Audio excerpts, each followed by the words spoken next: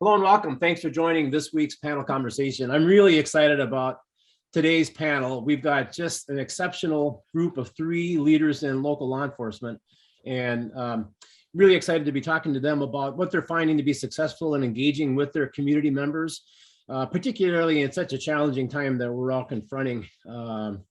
Over the last couple of years, it's just been a really interesting time, and law enforcement has been challenged from so many different perspectives. My name is Matt Fulton. I'm the Vice President for National Engagement for a company called Polco. We work with communities around performance and engagement. And the purpose of these kind of conversations is really to just hear from leaders in law enforcement about what they're finding successful in engaging with their communities. What are the practices, the approaches? How are they reaching those harder to reach populations? We really just kind of hope that you'll pick up a new perspective, a new idea, something that you can actually apply in the work that you do, or to get a better understanding about law enforcement in your community. So thank you for being part, and panelists, thank you for being here. I'm really looking forward to the conversation.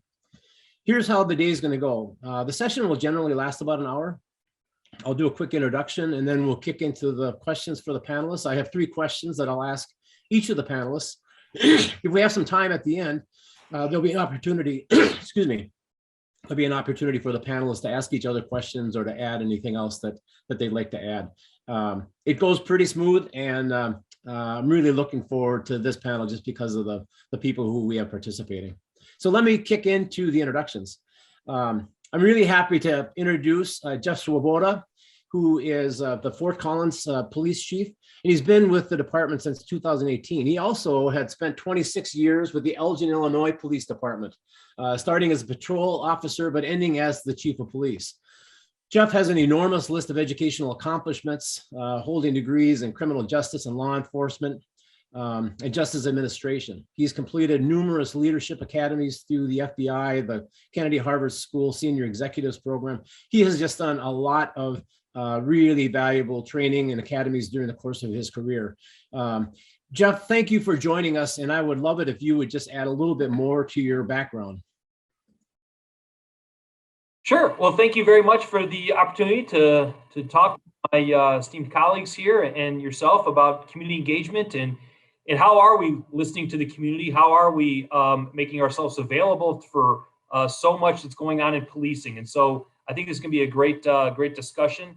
I've been out here in Colorado for just over 3 years. So I'm loving this beautiful city of Fort Collins, and I come by way of Illinois. And so I've known Kristen for a number of years and absolutely respect her. And so I think it's going to be a great conversation. Right now, policing, what are we doing? How are we doing it? Who are we allowing to talk to us, and how are we listening to them? And so I think this is a very timely discussion, and I'm looking forward to it.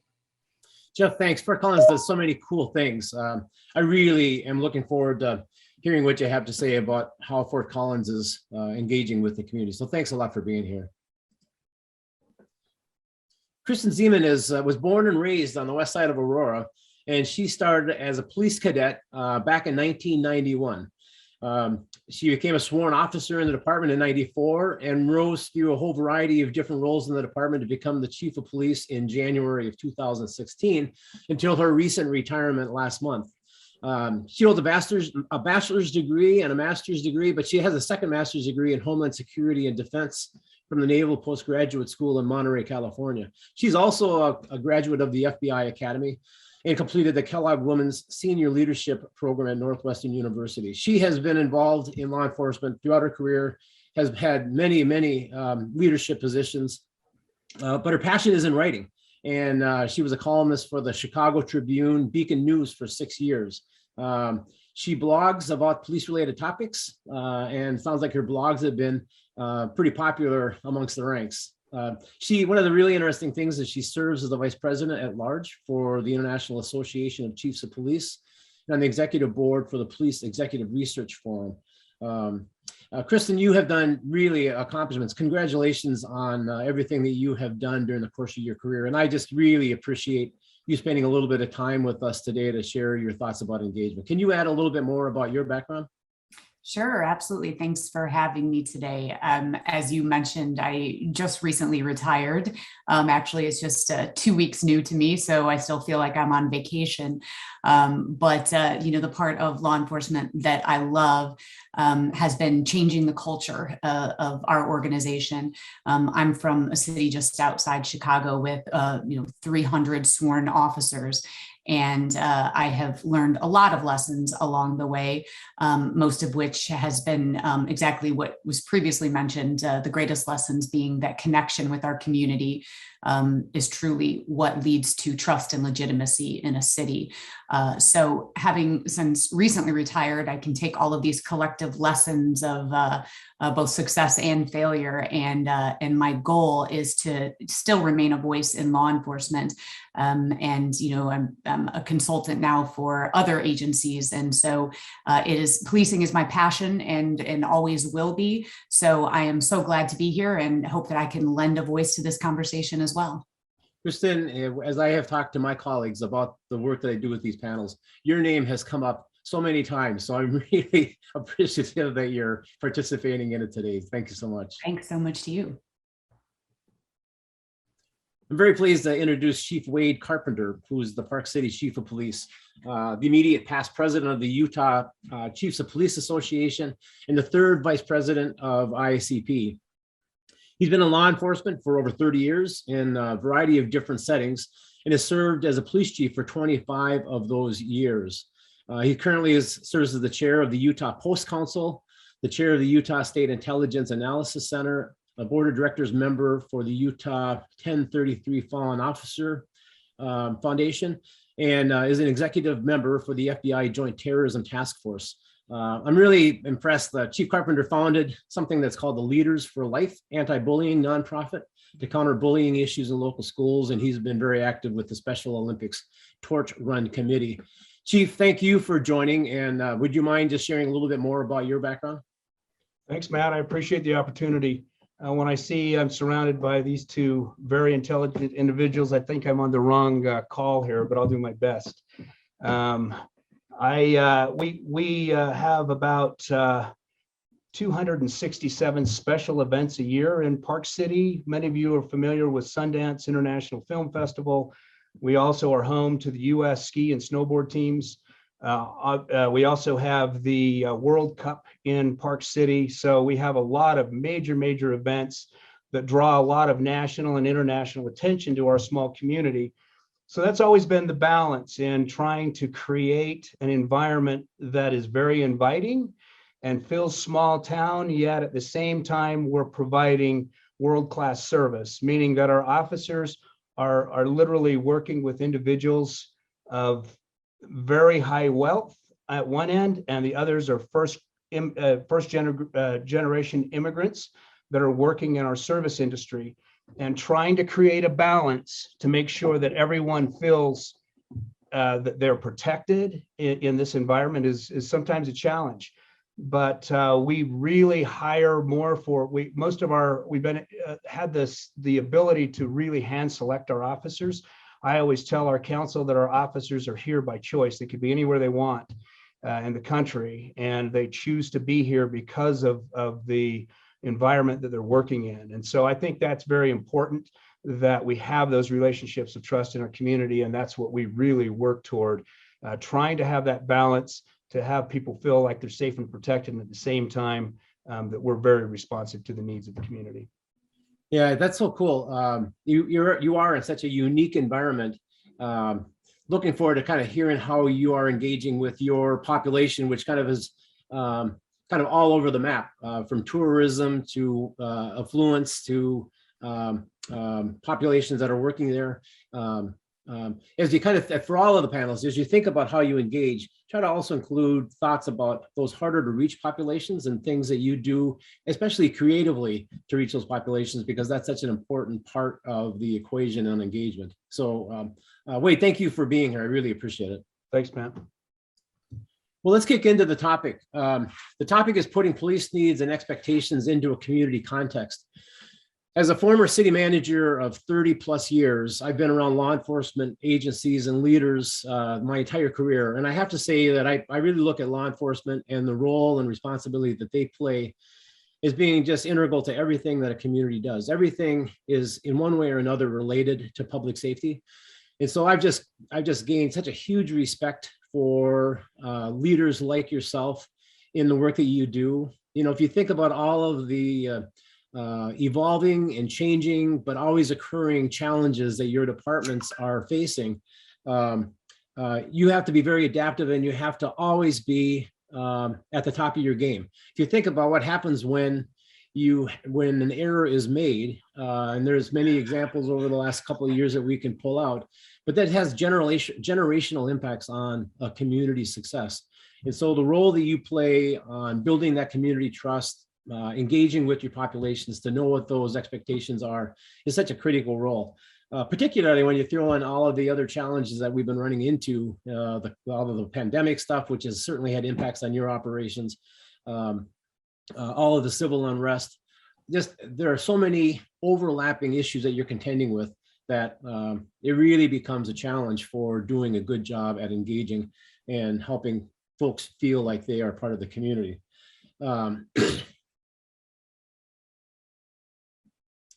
In the work that I do, we have a survey that's called the National Police Services Survey. And as I started talking about the adaptive needs of law enforcement and communities, we did two surveys of this. We did two administrations of this particular survey, one in 2018 and one in 2020 after the George Floyd murder. And the idea was, this survey is all designed around the idea of getting resident perspectives on local policing services and the performance of local police departments. And we did the two administrations just to get a sense for the shift in resident sentiment as it relates to local policing. And you can see the overall kind of level of priorities on this chart that I'm sharing. School safety and security being the top priority in both years. But the one area that I really want to point out that increased in the 2020 administration is that connectedness with police departments. I think that the pandemic and all of the other issues that have happened have really kind of forced residents to think more about the importance of their role on helping to do neighborhood problem solving, having that better connection so that you can resolve issues on a different level. It's really an interesting perspective. So this conversation that we're having today, I think, is a really timely one to have, just to learn about how are you engaging with your communities and residents and businesses and all of those stakeholders who are really looking for just maximizing their quality of life in their own personal lives. So there are three questions that I want to ask the panel. The first one is, what role should the community play in guiding police services? Second is, what strategies do you use for managing expectations? You know, it's one thing to understand what residents want, and it's another to manage the delivery of those things. And so management is just probably as important. And then finally, what tools and methods are you using and finding successful in understanding resident sentiment, as well as tracking your performance as a department? So with that, let's kick into the question. And Chief Swoboda, I'd like to start with you. Can you talk about the role that the community plays in guiding and influencing the delivery of police services in Fort Collins? Sure. So I think, that's what, we work for the community. That's where everything we do really does stem from, so when we talk about what's the role of the community, it's to help us understand what are the expectations. I think where policing maybe in years past have, gotten themselves in a little bit of trouble, it's we get set in our ways of what are the services we deliver, and then we make them fit for what are the community needs and expectations, and we tell them what we're going to do. As a young officer, I started off in a resident officer program. And these are police officers who live in a neighborhood, and we have an office. Our job is to improve the quality of life, reduce crime in that neighborhood, whatever the hours are, whatever the days of the week are. And I learned very quickly that where I may see a problem and have a solution of how to solve that problem, the community may see it very differently. And so I think it's very important and it's a difficult place to be in, but I think what's really important as a police department to recognize that going out in the community, they're our boss. What do you want from your police department? What do you expect from your police department? Now, we may have a disagreement and we may need to explain, well, no, we're not going to look the other way when this occurs, or we are going to continue doing this. But I think at the very beginning, just having that honest discussion, what do you expect from your police department? I'll give you a couple examples here in Fort Collins. There is a expectation that police officers, in my opinion, we've put on ourselves that when there are issues around transients or homeless community, that the police are going to be responding. And because we always have. When there's an issue of someone sleeping in a park, well, who are you going to call? Well, of course, you're going to call the police. That people should not be sleeping in the park. But are the police the best ones to be responding to that? Can we have partnerships with others in the city who are better equipped? Mental health professionals, homeless outreach personnel. Might they be better? The person's not committing a crime per se. So the police department needs to recognize, you know what, we're not going to be the best to respond to that. And in most officers that you talk to, they don't necessarily want to be the ones responding to that call for service, but the community calls us and we go. So I think it's really important to have these honest conversations with the community about what we're going to stop responding to, and not just assume that if somebody calls, we're going to go. So that's just one of the things I think is really important. And as I mentioned, the resident officer program earlier, the community, we put up some stop signs in the neighborhood. And when I was new in the neighborhood, there was a drug house that started up. And so I worked with our drug task force. We eventually made some buys there and we do a search warrant, and I shut the drugs down. And when I went to the next community meeting, they were very upset with me because cars were blowing the stop sign. And I said, well, wait a second, we just shut down a drug house. Well, they didn't even know the drug house was operating. And they were mad that the police weren't doing anything about people blowing the stop signs. And so that just really illustrated to me very early on in my career, don't assume the community knows what you're doing. Don't assume you have the answer on what's the most important thing in that community. And so it's about conversations. What are the issues that you're seeing from your perspective, and how can we partner to solve that problem? So I think that getting back to your original question and kind of a long answer to your short question, what role do they play? They play the most important role, but they are the ones who set the priorities about what is the acceptable level of what's going on in that community. What do they want us working on? And then have dialogue of what they can expect from us. And then ultimately, how do they play a role? It's not just here's the problem, police officers, solve it for us. It's how do they play a role in it? So they need to be there every step of the way. And then also looking back to say, was it successful? How, the ends don't justify the means. So the manner in which we went about solving this problem, how does everybody feel? Do you feel we did a good job? Do we feel we were inclusive in solving that problem? Or do you think, we just took the problem and ran with it, and we kind of we kept the community out of it? So I think it's about communication the entire way through and making sure that they set the priorities and what the problems are. Chief, I thought that was very well stated. I really appreciated you bringing up the point that for the most part, in so many cases, the public really takes for granted the work that law enforcement does until you really get into a storm that's impacting them directly or something that's community-wide. But for the most part, it really kind of points to the value of this conversation and the value of engagement so that you have that connection with the residents, and the residents have a context for working with your department. So very well said. I really appreciate that. Chief Ziemann, can you talk about the role that the community plays in guiding or influencing police services when you were in Aurora? Yeah, absolutely. I love what Jeff said, because it's so true, is when there's a disconnect between the citizens that we serve and the police department, we tend to pat ourselves on the back for all of our accomplishments. And you have our residents that don't know exactly what we're doing. And so that's a failure on our part, a failure of transparency in letting everyone know what we're doing, touting our successes and being completely transparent. But to the question, this has become a very interesting topic, and one that I have delved into extensively, especially over the past few weeks. I recently wrote an article after reading that the state of Connecticut actually put a task force together, an accountability task force. And what they determined is that they were going to prohibit officers from enforcing minor traffic equipment violations. So licensing, administrative, things like that, like, expired plates. And it actually got me thinking, and the crux of this question is simply that: what is the community asking of you? Well, in this particular community, they're asking that the police take a step back. And I think that this really begs further conversation about the role of law enforcement, because by the nature of the title, law enforcement, wait for it, that's what we do, enforce the laws. And so now you're asking police officers to take a step back and not enforce these laws. We've seen this just outside of in Cook County in Chicago and in my counties as well. I'll use shoplifting as an example.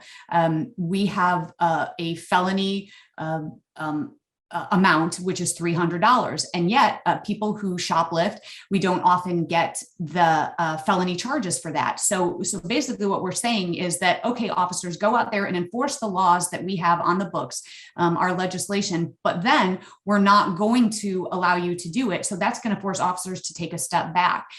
So this is a very complex issue, but the crux of the question or the answer is that we are only legitimate based on what the community believes that our role is. And so, our community demands first and foremost equity and neutrality in policing.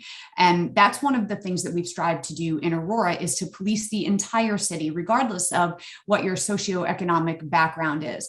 We have goals in our city, and the primary goal is, overarching goal is to reduce violent crime. When we stop and collectively, we as the police and our residents, and we ask each other, what do we want most in our community? We want the exact same thing. We want violent crime to drive down. We want people to feel safe in their community. Families want to raise their children, play in the front yard without worrying about being the victim of a crime. So when we start there, that's where we see, this diagram of what we want. And once we can acknowledge that we want the same things, now we have to ask the question, how do you want us to go about doing that? And a lot of times it's going to be enforcement. And I have found, even going into communities that have the highest amount of crime, when you talk to the residents, they don't want crime happening in their neighborhoods any more than we do. And so now you start this conversation about how can we be focused and deliberate in our enforcement. And we have found that, a very small percentage of people are wreaking the greatest amount of havoc on a community.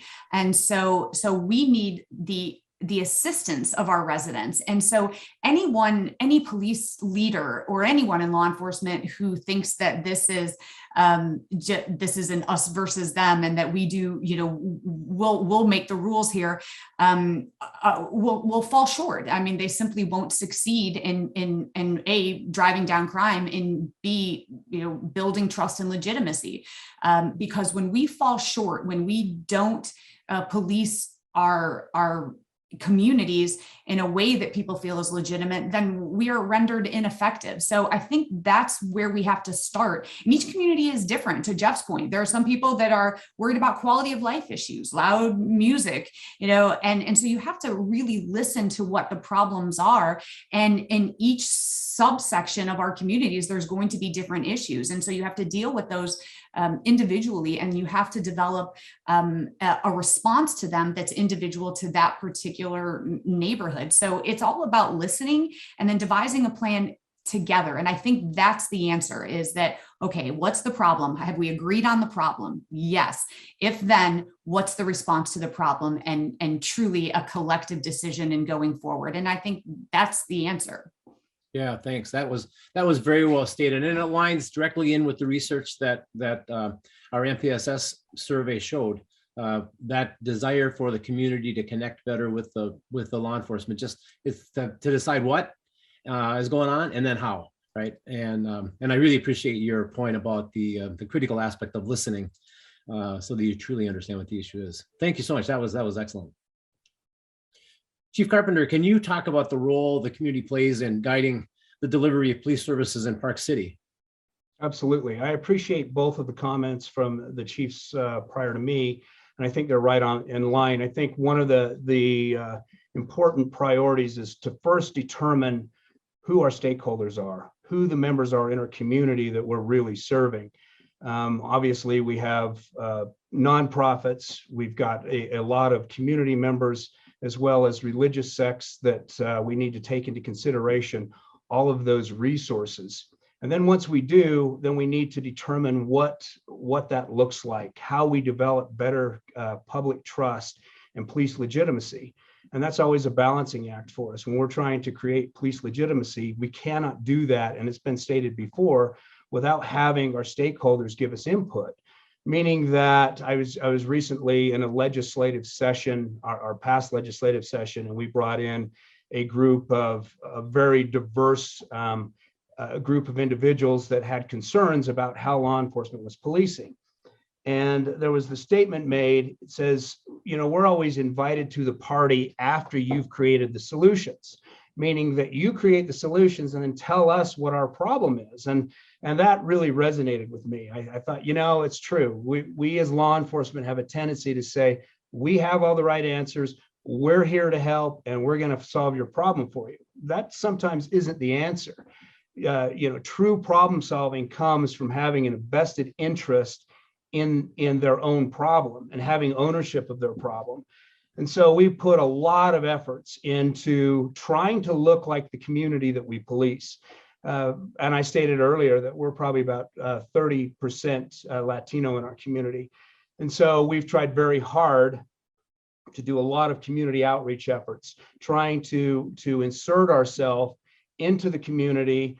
One of the issues that we're dealing with a homicide of a 7-year-old girl in our major crimes task forces, and you know, is an absolute tragedy. And one of the issues that come with that is that there's this chilling effect that they feel, some of these individuals that may be undocumented feel that if they contact law enforcement in a crisis, that we're going to be more concerned about the fact that they may not be documented.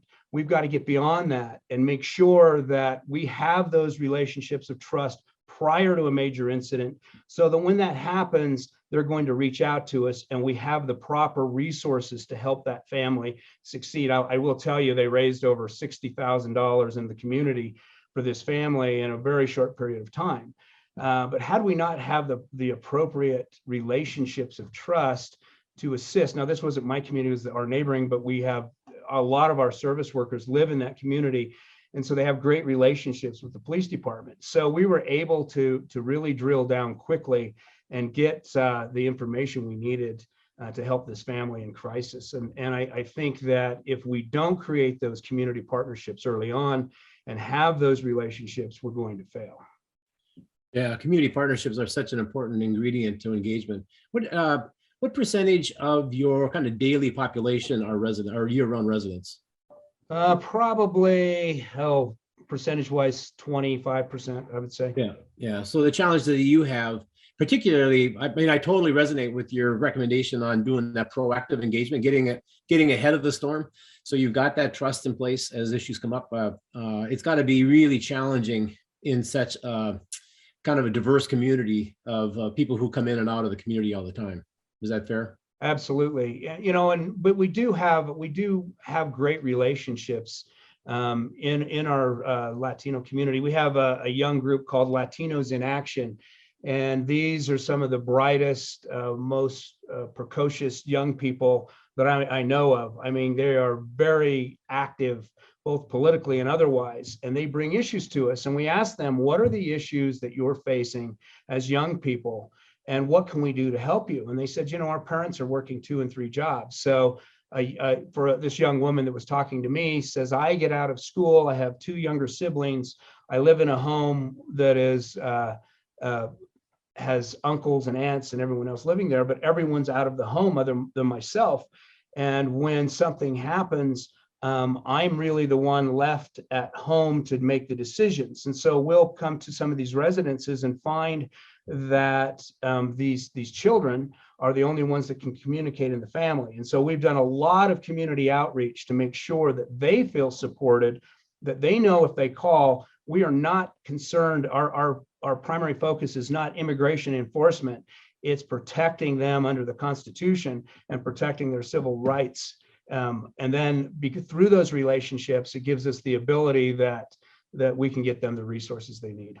Yeah, that's great. Really appreciate that. Thanks, Chief. You know, Chief, if you don't mind, let's stay with you on this next question. Chief, can you talk about the strategies you're using for now managing community expectations? Yeah, we've done several things. I talked a little bit about officers' involvement in community projects and events. As I said before, we have 276 special events a year, massive events.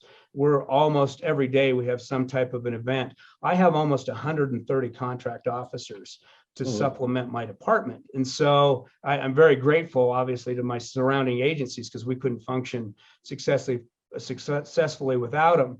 And so in part of that, our core, the officers that are here have to be fully engaged in our community, meaning that they have to know what the concerns are.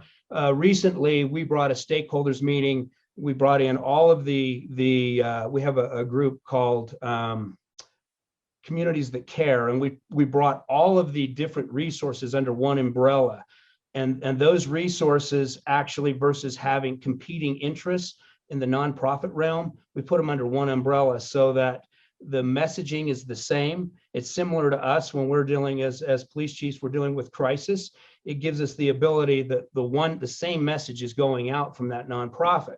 And we found that that's been a huge help because we have the Christian Center, we have a lot of the resources that help us, the Peace House, some of these that are helping in our shelters, that we're giving a unified answer versus each of us are giving a separate or different answer. Now, of course, we've also introduced recently our MCOT teams, the mobile crisis outreach teams that are assisting in law enforcement. Jeff had talked about this mental health piece as well, and the importance of partnering with our counties and our state on mental health. And that's been a huge, huge piece for us.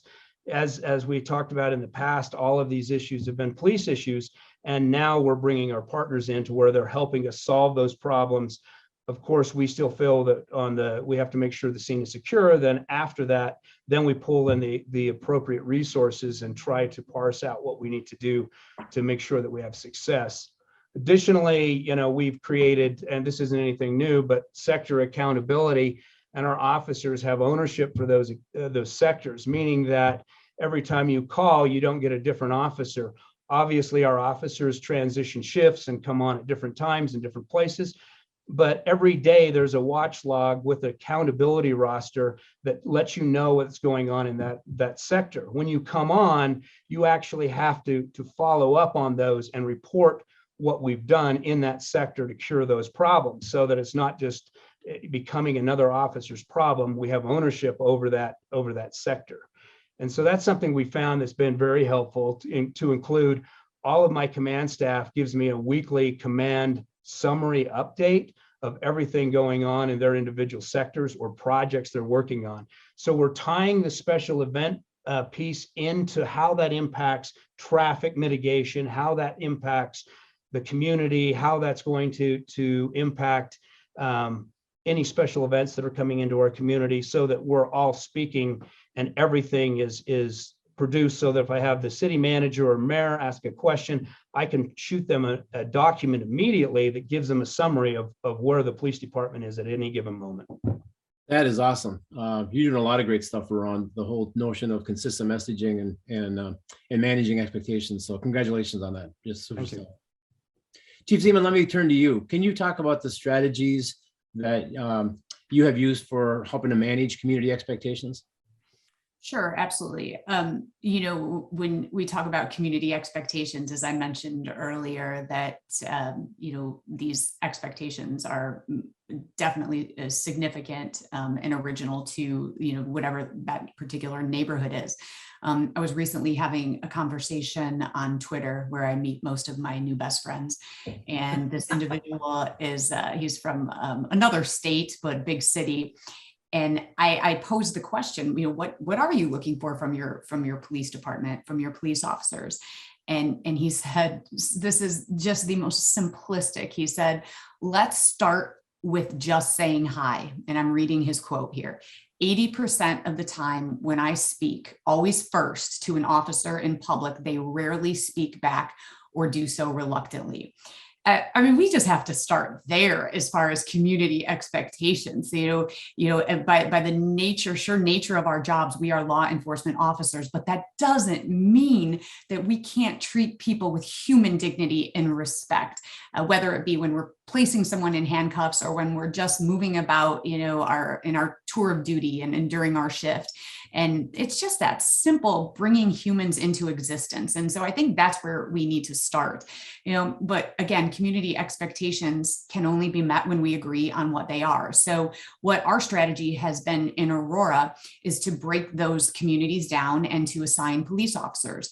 We often find that police departments use, the buzz terms, community-oriented policing, police legitimacy, relational policing, those are all word salads to describe what I've just described as problem solving and building relationships. And so, but one thing I have learned is this about expectations is that we know immediately when we fall short of our community's expectations because people are very loud. But sometimes, when we're just going about, our problem solving or in our policing, we may not have the finger on the pulse. One thing happened in our community where I knew we were on the right track. I chose 2 goals for my police department, as simple as they come. 1 was to reduce violent crime. 2 is to engage the community. The interesting thing about reducing violent crime is that's easy to quantify. I can count how many shootings. I can count, the decrease in shootings, the increase in felony arrests. But what you can't quantify is engagement. And so that was a little more challenging. And so I just said to our officers, go out there and build relationships in times of peace. Have conversations with people when you aren't enforcing the law. And what ultimately happened, and here's when you know that expectations are being met, this is the emotional bank account at its most simplistic, is that when you continue to put deposits into that emotional bank account, then when there is time for a withdrawal, then your community will rise up. And I have a great example of that. This is the prior to the murder of George Floyd, but we had a officer involved shooting in our city. The officer was fired upon by an occupant in a vehicle, and the officer returned fire. Fortunately, neither of them hit one another, but the officer gave chase and chased this individual who ran into a home, basically committed a home invasion, ran into a home and shot himself in the head in front of the family inside of this home. Immediately, because the officer, we didn't have body cams at that time. So immediately this distrust started bubbling and it started building on social media, but it wasn't from our city. It was from Chicago. And there were starting to be, movements of people that were going to come and say, that didn't actually happen. That person didn't kill himself, even though all the witnesses of the family, but they said that this was a major cover up. And what ultimately happened was, as this started to gain some momentum, it was the residents in our community that stood up and said, hold on right now. We know this police officer had done the work, engaging in trust building. And they said, we believe, what he says, we believe our police department, and they shut down the civil unrest that would be what might have happened in our city. So that's a great example of how those partnerships, this isn't just a feel good, let's build trust. You hear it all the time and it's so trite, but when you actually build trust, what happens is your citizens will rise up and stand shoulder to shoulder with you. And, in my city, we were so fortunate to have that and it was done by the work of the police officers. Then we had a mass shooting in 2019 where 5 people were killed. 5 of my officers were shot, and our community wrapped their arms around us. And so, we know that we're doing good by our community because, they keep rising up in defense of us. And, and even after the murder of George Floyd, it was as if someone flipped a switch in my community. We went from hero to zero, but that was once the dust settled, then we had the community come back to center, and we had to remind them of who we are. We had to remind them that we are your Aurora Police Department, and we do not represent, the Derek Chauvins, in policing, that when policing, we are at our best, not to say we don't make mistakes, but it's about owning up to them. So, managing community expectations is about truly putting people, in the neighborhoods, officers, And, again, asking, what do you want from us? But it's also about, when you have failures, to say it, to be transparent about, here's where we fell short. It's also about being honest about what crimes are happening. I have no tolerance for people that try to brush, crime stats, hide them. We owe it to our community to say, hey, there's a string of armed robberies that are happening in your neighborhood, and here's our strategy. Help us devise an even better strategy, work with us. So all of those expectations are truly come down to dialogue that goes back and forth, but it's one contact at a time. You can't just tout, we're building trust. You actually have to go out there and do the work, and there is no shortcut to it. Yeah, that's great. Thank you so much for sharing that story. That is a great example for the value of that ongoing engagement. And I think one of the things just to emphasize is that it's not a project. It really has to become a cultural organizational value that it never stops. You can never build too much engagement. Well put. Yep, you're exactly right.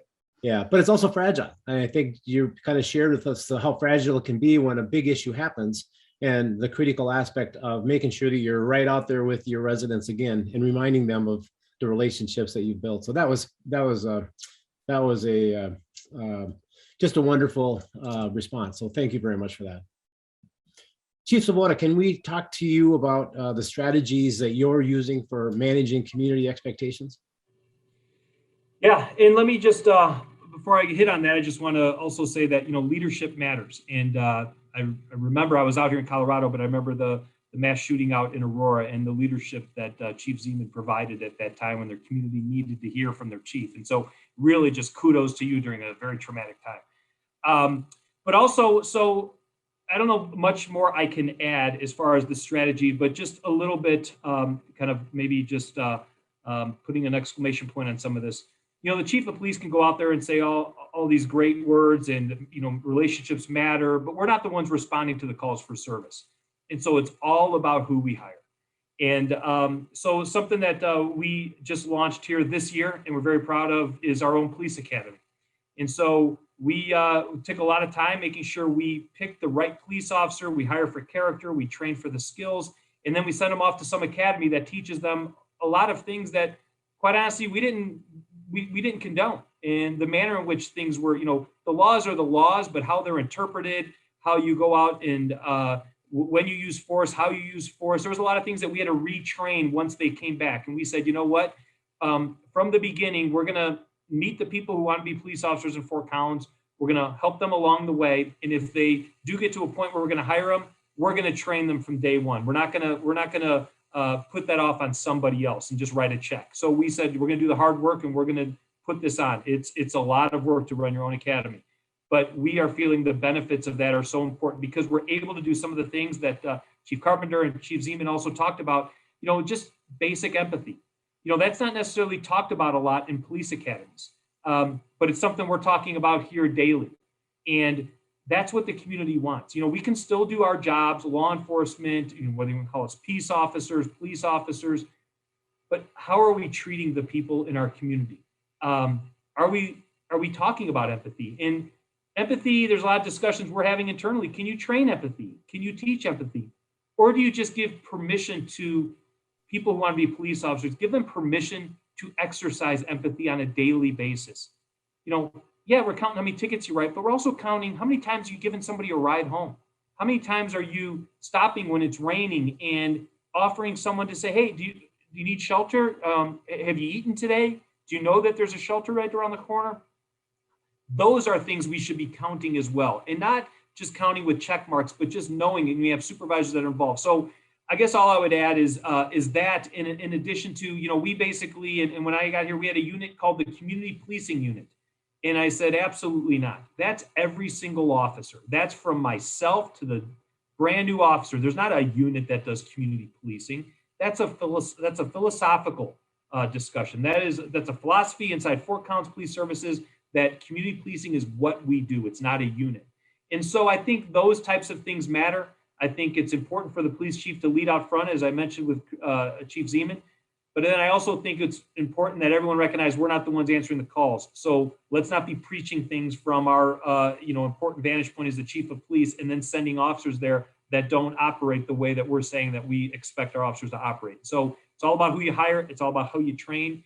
and it's about follow through. It's about work. And so I guess that's the only thing. And then have fun with it. I know when I was in Elgin, I created a radio show called Friday with the Fuzz, and every Friday it was a live radio call-in show. Didn't know what was going to be called in on. Brought people in. We had just open and honest dialogue and discussions. And yeah, you don't mess with crime stats. You're honest where you're having issues. Talk about it because the people can help you solve those things. So I think just have fun with it. And if you hire the right people, the police chief can basically spend their day getting out of their way and letting them go out in the community and do great stuff. That's very cool. Yeah, congratulations on that. Let me stay with you real quick because I know we're going to lose you. Can you talk about the tools and methods that you're using for helping to understand resident expectations?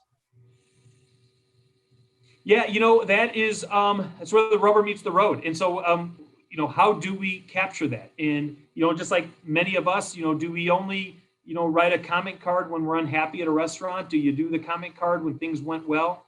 Who are we engaging with? Are we engaging with people that call us when the birthday party is going as planned, or are we engaging with people when the party went off the rails? And so now we're there and taking an enforcement action. So that is the most difficult part is gauging those expectations, because there's not one community, there are multiple communities, and so what I found is we were part of Fort Collins. We got the Baldridge Award. I'm sure about the Baldridge Award.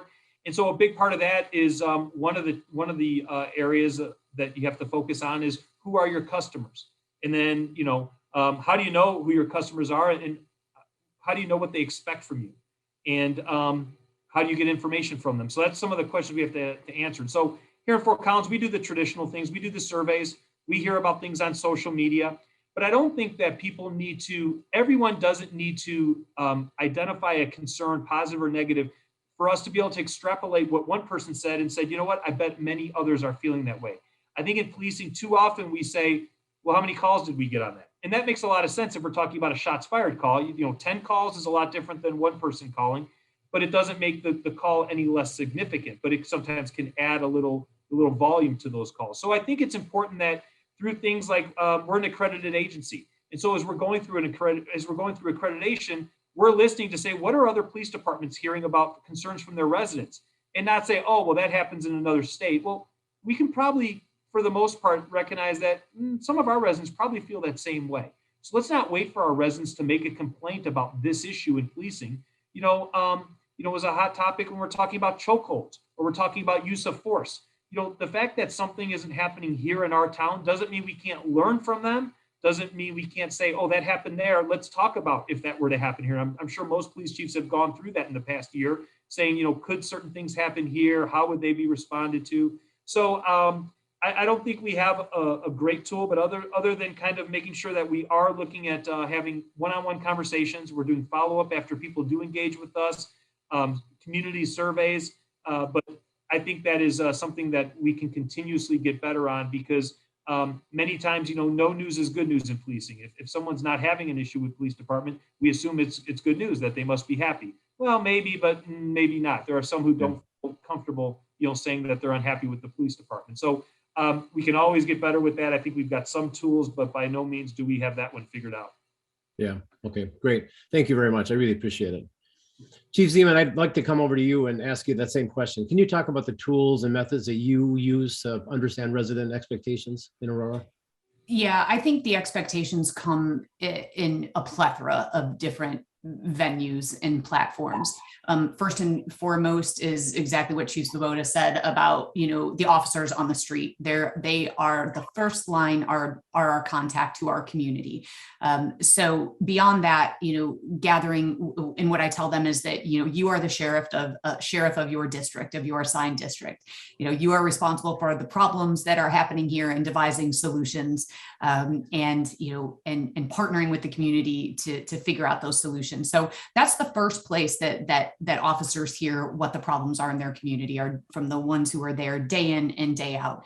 But then beyond that, we have our community-oriented policing unit, which again are only comprised of 18 people in the Aurora Police Department, but the entire police department is charged with that mindset of community-oriented policing. But those 18 are spread across the entire city, and they are responsible for a particular district. And they, along with the elected officials in that district, hold listening sessions. When we couldn't do it during the pandemic, we did it virtually, which was, kind of bending but not breaking, determining how to adapt to our current circumstances. And so even via Zoom, regardless of whether it's in person or not, determining what are the problems in your particular area. And we find that a lot come from those meetings, that where people collectively, say, here's what's happening in my community. Another source is social media. We use software that monitors open source social media and lets us know when there are rumblings of dissatisfaction. We also see, compliments as well. So, when good things are being said about the police department, we get notified. And when negative things are being said, we get notified. And then I also have found to look at complaints, to look at external complaints as well. Is there a pattern that's showing itself from, is it rudeness perhaps, that we're getting, more complaints about officers being rude? Is it excessive force? But I think we have to pay close attention to what formal complaints are being filed. So I look at external complaints and internal complaints.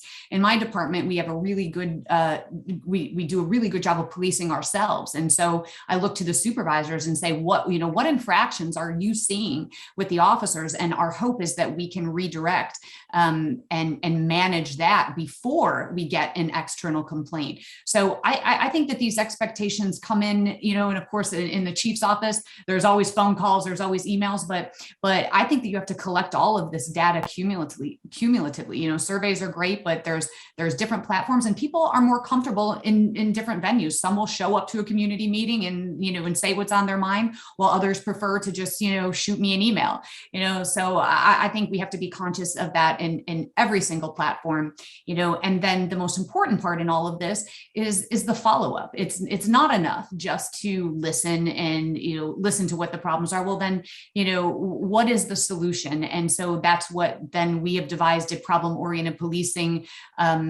strategy, where we look at what are the pressing problems. We look every 2 weeks. What are the pressing problems of the day, and what are we going to do to face those problems head on? And then the most important thing is relentless follow-up.